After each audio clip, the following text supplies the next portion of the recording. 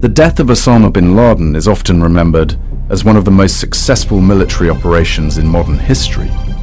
Images of stealth helicopters flying silently into Pakistan, elite American commandos storming a hidden compound, and the world's most wanted man finally being cornered after nearly a decade on the run made the mission appear almost inevitable.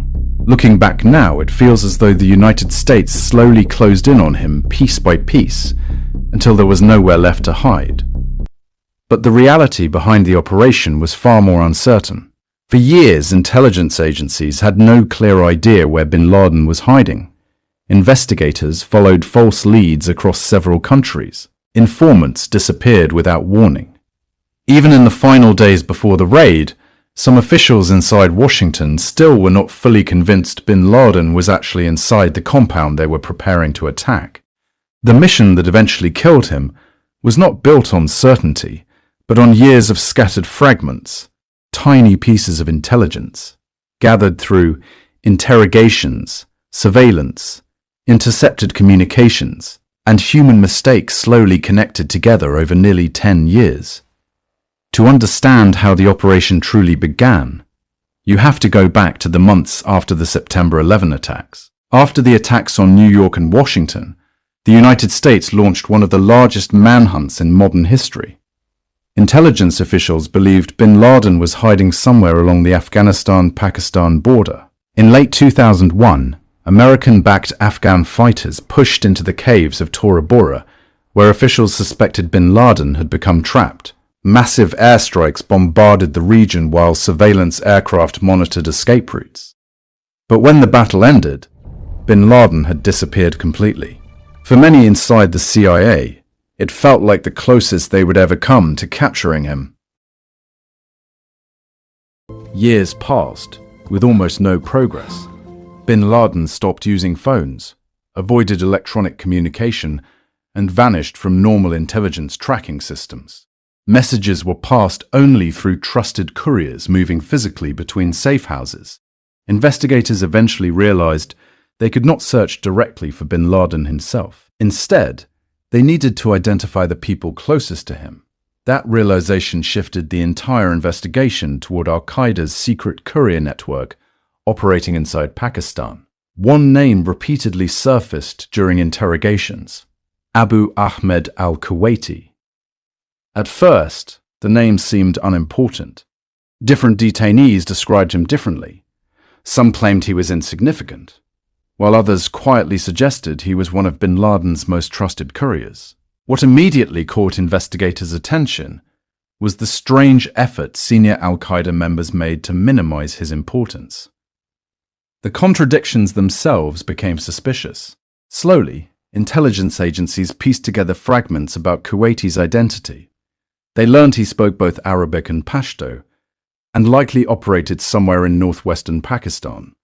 But finding him proved extremely difficult. He rarely used phones, constantly changed vehicles, and avoided predictable travel patterns.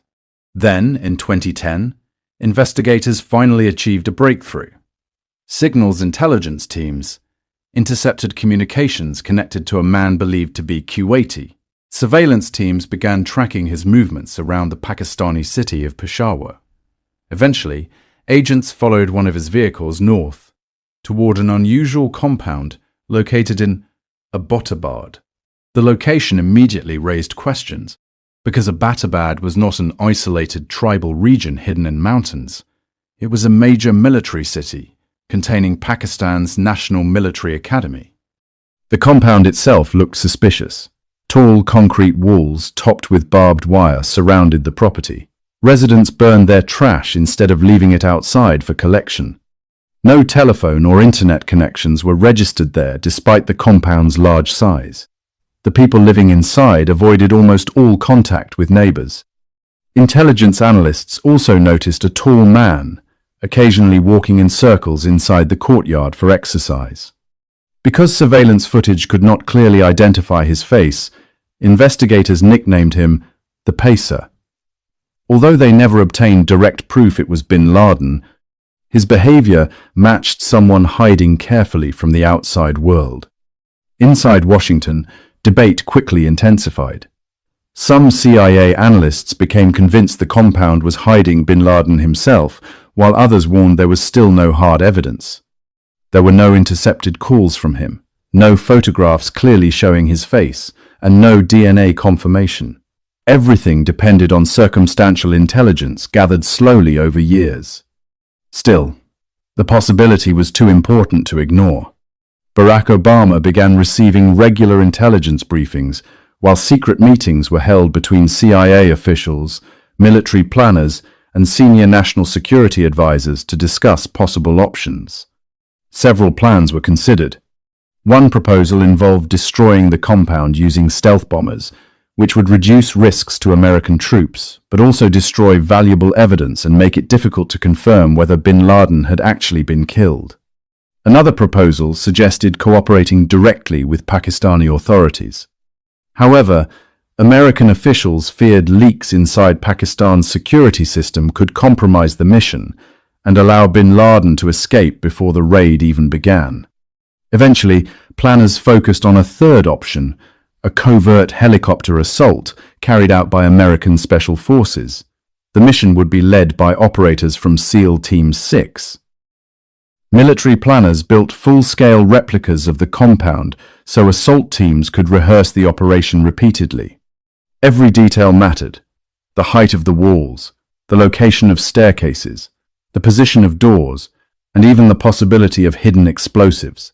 The mission depended entirely on surprise. Stealth-modified Black Hawk helicopters would transport the assault teams from Afghanistan into Pakistan while flying at extremely low altitude to avoid radar detection. The raid would take place under darkness, deep inside hostile territory, where any response from Pakistani forces could trap the raiding team before extraction became possible. On the night of the 1st of May 2011, the operation finally began. As the helicopters crossed into Pakistani airspace, officials gathered inside the White House Situation Room to monitor updates in real time. Tension inside the room was overwhelming because the consequences of failure could have been catastrophic, both politically and militarily. Then, almost immediately after arriving at the compound, something went wrong. One of the helicopters lost stability while descending due to unexpected air conditions inside the compound walls. The aircraft crash-landed before the mission had even fully started. For a brief moment, the entire operation appeared close to disaster. The crash could have alerted nearby Pakistani forces, allowed targets inside the compound to escape, or exposed sensitive American stealth technology. But the SEAL team continued the mission without stopping. Operators secured the crash site and began clearing the compound building by building. Several individuals connected to bin Laden's courier network were killed during the assault. Eventually, the team reached the upper floors. According to later accounts, bin Laden was located inside a third-floor room where he was shot and killed within moments. After nearly 10 years of searching, the man responsible for the September 11 attacks was finally dead. Even after bin Laden's death, the mission was not over. The crashed helicopter still had to be destroyed before the assault force could leave Pakistan. Explosives were placed on the wreckage while surviving personnel, and collected intelligence materials were loaded onto the remaining aircraft. As explosions echoed across Abbottabad, the helicopters lifted off and escaped Pakistani airspace before local military units could fully respond. Back in Washington, final confirmation soon arrived through the now famous message, "Geronimo EKIA, enemy killed in action." For the first time in nearly a decade, the hunt was finally over. Crowds gathered outside the White House and at Ground Zero in New York as news networks across the world interrupted regular programming to announce the operation. Yet what makes the raid so extraordinary is not simply that it succeeded, but how uncertain everything remained until the final moments. The intelligence was incomplete. The helicopters nearly failed. The compound could have been empty. And still, after years of dead ends and failed leads, one carefully planned operation ended the largest manhunt in modern history.